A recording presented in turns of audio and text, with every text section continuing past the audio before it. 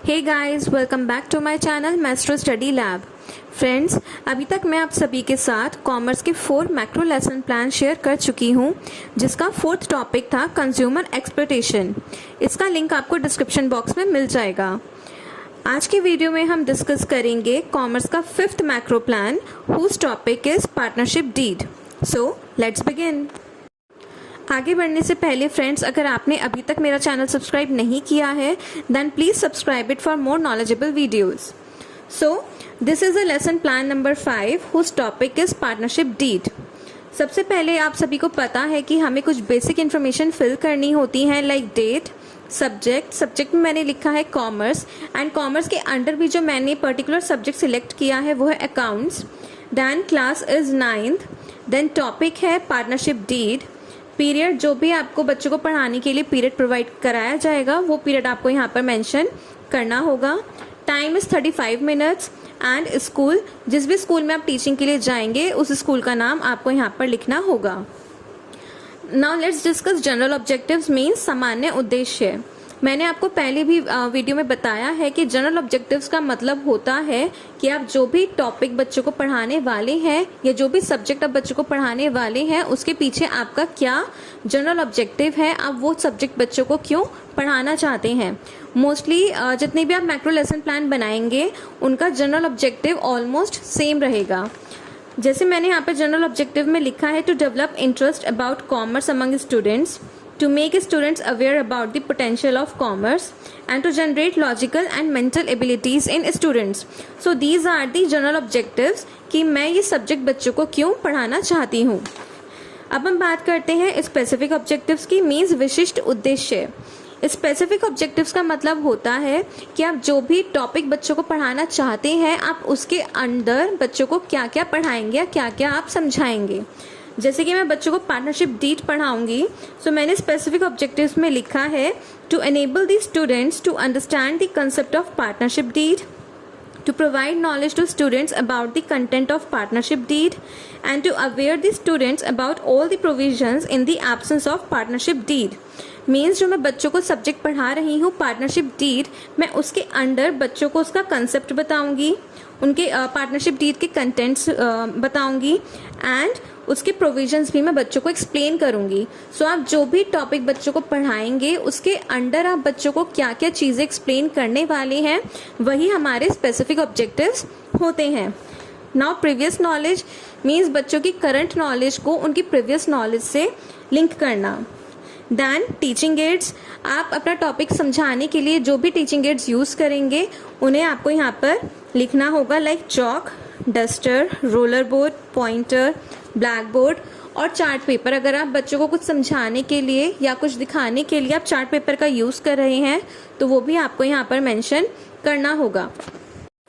Now let's discuss pupil teachers activities and students activities. यहाँ पर आपको 6 कॉलम्स दिखेंगे, जिसमें फर्स्ट कॉलम है हमारा content, second is objectives with specification in behavioural terms, third is pupil teachers activities, fourth is students activities, fifth is method techniques and aids and sixth column is evaluation. So content में हम सबसे पहले लिखेंगे introductory questions.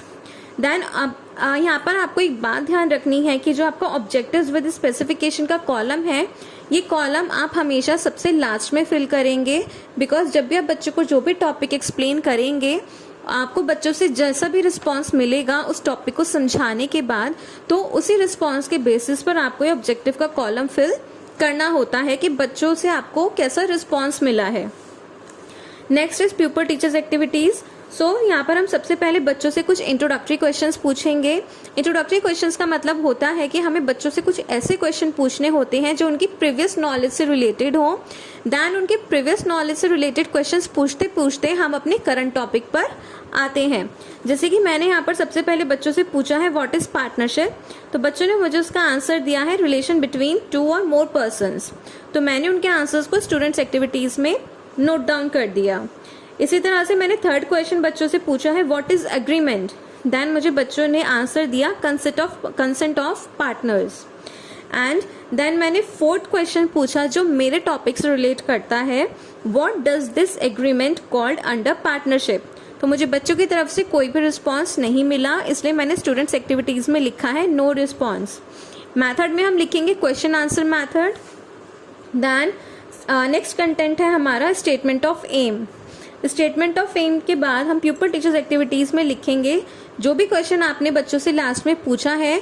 Statement of M में हमें उसका answer बच्चों को बताना होता है एंड देन अनाउंस करना होता है कि आज हम इसी टॉपिक के बारे में क्लास में पढ़ेंगे। जैसे कि मैंने यहाँ पर लिखा है प्यूपल टीचर्स एक्टिविटीज़ में that it is called partnership deed. So today we will discuss about partnership deed. Method में हम लिखेंगे स्टेटमेंट मैथड एंड मैंने यहाँ पर एक ब्लैक बोर्ड का मिनिएचर भी पेस्ट किया है जिसमें मैंने लिखा है पार्टनरशिप डीड, क्योंकि जब भी आप बच्चों को कोई टॉपिक एक्सप्लेन करते हैं तो आपको ब्लैक बोर्ड पर उस टॉपिक का नाम भी लिखना होता है। देन उसके बाद ऑब्जेक्टिव में हम लिखेंगे students are able to identify the topic. Means बच्चों को जो आपने टॉपिक के बारे में बताया है बच्चों से आइडेंटिफाई कर पाए हैं। Next content is meaning of partnership deed. अब हम अपने टॉपिक को बच्चों को एक्सप्लेन करेंगे। तो प्यूपल टीचर्स एक्टिविटीज़ में मैंने बच्चों को पार्टनरशिप डीड का एक्सप्लेनेशन दिया है। देन स्टूडेंट्स एक्टिविटीज़ में मैंने लिखा है students listen carefully and right main points in their notebook. This is called explanation method. तो हमने मैथड के कॉलम में लिखा है एक्सप्लेनेशन मैथड एंड अपने टॉपिक को समझाते हुए मैंने ब्लैक बोर्ड पर जो भी वर्क किया था उसका मिनिएचर भी आपको मैथड के कॉलम में पेस्ट करना होगा। इसके बाद हम बच्चों से कुछ इवेल्युएटरी क्वेश्चंस भी पूछेंगे। आप इवेल्युएटरी क्वेश्चंस में बच्चों से कैसे भी क्वेश्चन पूछ सकते हैं, वो आपके ट्रू फॉल्स भी हो सकते हैं, फिल इन द ब्लैंक्स भी हो सकते हैं and very short question answer भी हो सकते हैं। जैसे कि मैंने यहाँ पर बच्चों से पूछा है partnership deed is a oral document और रिटन डॉक्यूमेंट। एंड सेकेंड मैंने पूछा है partnership deed is prepare to avoid dash. So इसी तरह से आपको एक या दो बच्चों से इवेल्युएटरी क्वेश्चंस पूछने होते हैं। देन बच्चों के रिस्पॉन्स के बेसिस पर हम ऑब्जेक्टिव का कॉलम फिल करेंगे जिसमें आपके 3 एस्पेक्ट्स होते हैं के, you and A, means knowledge, understanding and application. तो आपको बच्चों से जैसा भी रिस्पॉन्स मिला है उसके बेसिस पर आपको इन तीनों एस्पेक्ट्स को फिल करना होता है। एप्लीकेशन का एस्पेक्ट आप तभी फिल करेंगे जब बच्चा खुद से इनिशिएट करता हुआ उस टॉपिक को कहीं पर अप्लाई करे या खुद से उसका कुछ example they. So this is called application. Now let's discuss developmental questions. Developmental questions का मतलब होता है कि जब भी आप लास्ट पेज पर बच्चों को जो भी टॉपिक एक्सप्लेन करते हैं उससे रिलेटेड आपको बच्चों से कुछ एक या दो क्वेश्चंस पूछने होते हैं एंड लास्ट में आप एक ऐसा क्वेश्चन पूछेंगे जो आपके नेक्स्ट कंटेंट की तरफ जाता है। जैसे कि मैंने यहाँ पर बच्चों से पूछा है व्हाट इज पार्टनरशिप डीड, तो बच्चों ने मुझे उसका आंसर दिया है रिटन डॉक्यूमेंट कंटेनिंग एग्रीमेंट। सो मैंने उनके आंसर को स्टूडेंट्स एक्टिविटी में नोट डाउन किया है। उसके बाद मैंने लास्ट में बच्चों से क्वेश्चन पूछा है what are the contents of partnership deed. So मुझे बच्चों की तरफ से पार्शियल रिस्पॉन्स मिला, इसलिए मैंने स्टूडेंट्स एक्टिविटीज में लिखा है partial response. This is also called question answer method. तो हम मैथड के कॉलम में लिखेंगे question answer method. And objectives में मैंने लिखा है that students are able to answer the questions, means जो भी मैंने बच्चों से क्वेश्चन पूछे हैं बच्चे मुझे उसका आंसर दे पाने में एबल हैं। अब मेरा नेक्स्ट कंटेंट है कंटेंट्स ऑफ पार्टनरशिप डीड। अब हम इस टॉपिक को बच्चों को एक्सप्लेन करेंगे। सो प्यूपल टीचर्स एक्टिविटीज़ में मैंने बच्चों को कंटेंट्स एक्सप्लेन किए हैं एंड स्टूडेंट्स एक्टिविटीज़ में मैंने लिखा है that students listen carefully and right main points in their notebook. This is called explanation method. तो मैथड के कॉलम में मैंने लिखा है explanation method and black board work में मैंने बच्चों को जो भी ब्लैक बोर्ड पर वर्क समझाया था उसका मिनिएचर यहाँ पर मैथड के कॉलम में पेस्ट किया है। उसके बाद मैंने बच्चों से 2 इवेल्युएटरी क्वेश्चंस भी पूछे हैं that define any 2 points in deed and what are the contents related to business. बच्चों के रिस्पॉन्स के बेसिस पर मैंने अपने ऑब्जेक्टिव का कॉलम भी फिल किया है। Again we will ask some developmentary questions. जब भी आप कोई भी टॉपिक एक्सप्लेन करेंगे तो अपने नेक्स्ट कंटेंट की तरफ बढ़ने से पहले आपको बच्चों से कुछ डेवलपमेंट्री क्वेश्चंस पूछने होंगे। यहाँ पर भी मैंने बच्चों से पहले कुछ डेवलपमेंट्री क्वेश्चंस पूछे हैं जिसमें मेरा फर्स्ट क्वेश्चन है how the partners settle their disputes. So बच्चों ने मुझे उसका आंसर दिया है according to the methods agreed in partnership deed. इसके आंसर को मैंने स्टूडेंट्स एक्टिविटी में नोट डाउन किया है।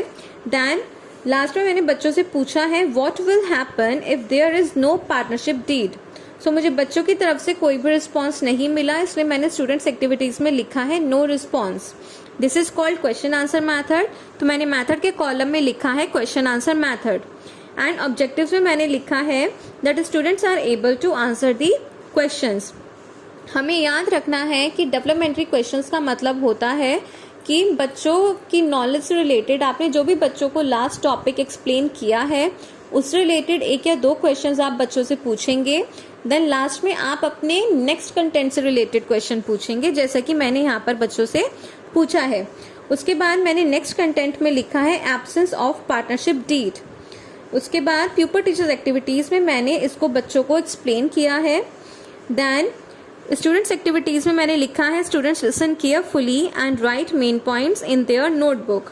This is called explanation method. तो मैथड के कॉलम में लिखा है एक्सप्लेनेशन मैथड।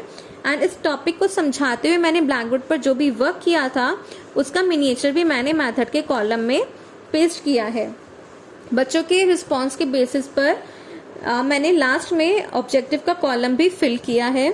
देन हमारा लास्ट कंटेंट है black board summary.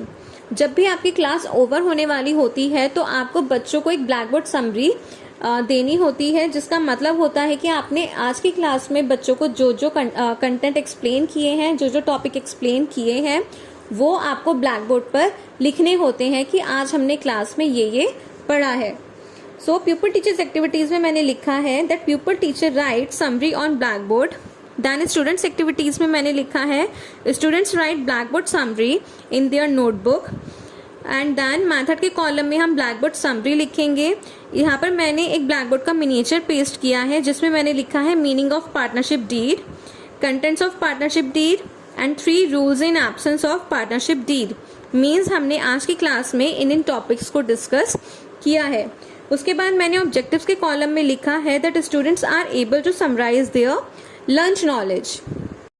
Now let's discuss last page of this macro plan, जिसमें हमारा फर्स्ट टॉपिक है रिकैप्चुलेटरी क्वेश्चंस मीन्स पुनरावृत्ति प्रश्न। इसके लिए यहाँ पर आपको एक टेबल फॉर्म करनी होगी जिसमें आपको 4 कॉलम्स बनाने होंगे। Content, objective with specification, pupil teachers activity and students activity. Content में हम लिखेंगे रिकैप्चुलेटरी क्वेश्चंस, ऑब्जेक्टिव में हम लिखेंगे students are able to recapitulate their learn knowledge means बच्चों को क्लास में जो जो समझाया गया है बच्चे उसे रिकैप्चुलेट कर पा रहे हैं, उसे रिवाइज कर पा रहे हैं। प्यूपल टीचर्स एक्टिविटी में मैंने लिखा है pupil teacher ask recapitulatory questions through roller board. जब भी आप किसी भी स्कूल में टीचिंग के लिए जाते हैं तो आपको अपने साथ एक रोलर बोर्ड लेकर जाना होता है जिसमें आपको पहले से ही कुछ रिकैप्चुलेटरी क्वेश्चंस लिखकर रखने होते हैं। रिकैप्चुलेटरी क्वेश्चंस में जो आप क्वेश्चंस बच्चों से पूछेंगे, आपने क्लास में जितने भी टॉपिक एक्सप्लेन किए हैं उन सभी से रिलेटेड 1 या 2 क्वेश्चन आपको उस रोलर बोर्ड में लिखने होते हैं। देन स्टूडेंट्स एक्टिविटीज में हमें लिखना है students are able to give answer of the questions. इसके बाद नीचे मैंने यहाँ पर एक रोलर बोर्ड का मिनिएचर पेस्ट किया है जिसमें मैंने 5 क्वेश्चंस लिखे हैं जो मेरे आज के टॉपिक से रिलेटेड हैं। मीन्स आज की क्लास में मैंने बच्चों को जो जो कंटेंट एक्सप्लेन किए हैं उन सभी कंटेंट से रिलेटेड यहाँ पर क्वेश्चन पूछे गए हैं। उसके बाद बच्चों ने मुझे जो भी आंसर्स दिए वो आंसर्स मैंने राइट साइड में नोट डाउन किए हैं। Then our last topic is home assignment. जब भी आपकी क्लास ओवर होने वाली होती है तो लास्ट में आपको बच्चों को होमवर्क भी प्रोवाइड कराना होता है। इसके लिए भी यहाँ पर आपको एक टेबल फॉर्म करनी होगी जैसे कि हमने ऊपर की थी, जिसमें कंटेंट में हम लिखेंगे होमवर्क, ऑब्जेक्टिव में लिखेंगे students are able to establish their learn knowledge, pupil teachers activity में लिखेंगे pupil teacher writes homework on the black board and students activity में लिखेंगे students write homework in their notebook. उसके बाद मैंने नीचे यहाँ पर एक ब्लैक बोर्ड का मिनिएचर पेस्ट किया है जिसमें मैंने बच्चों को होमवर्क प्रोवाइड कराया है। तो इस तरह से हमारा कॉमर्स का मैक्रो लेसन प्लान यहाँ पर कंप्लीट होता है। अगर आपको इस मैक्रो प्लान से रिलेटेड कोई भी कंफ्यूजन है या आपको कोई भी टॉपिक समझ में नहीं आया है या आप किसी और टॉपिक पर मैक्रो लेसन प्लान चाहते हैं then please comment in the comment box and for more videos please subscribe my channel. Thank you so much.